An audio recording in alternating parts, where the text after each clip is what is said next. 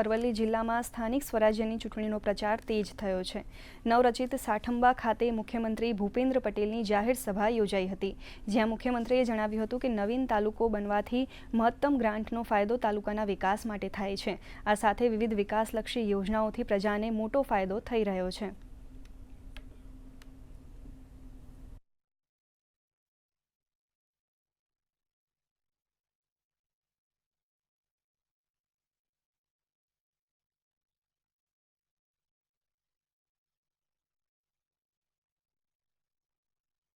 તમારે વિકાસનું કામ, પ્રજાજનોના કામ કેવી રીતે કરવા, પ્રજાજનોની સેવા કેવી રીતે કરવી, એ માન્ય વડાપ્રધાનશ્રીએ વિકાસની રાજનીતિથી બધાને શીખવાડ્યું। દરેકે દરેક રાજ્યો પણ અત્યારે જુઓ વિકાસની રાજનીતિમાં સહમત થયા છે અને છેલ્લામાં છેલ્લું ઉદાહરણ બિહાર છે। એટલે જે પ્રમાણે અહીંયા આગળ આજે આટલો બધો માન્ય વડાપ્રધાનશ્રી ઉપર વિશ્વાસ કેમ વધ્યો, કેવી રીતે એમની કાર્ય પદ્ધતિ કેવી રહી, કેવી રીતે કામ કર્યું, એ અહીંયા બેઠેલા ઘણા બધાને ઘણી બધી મુશ્કેલીઓ જોઈ છે।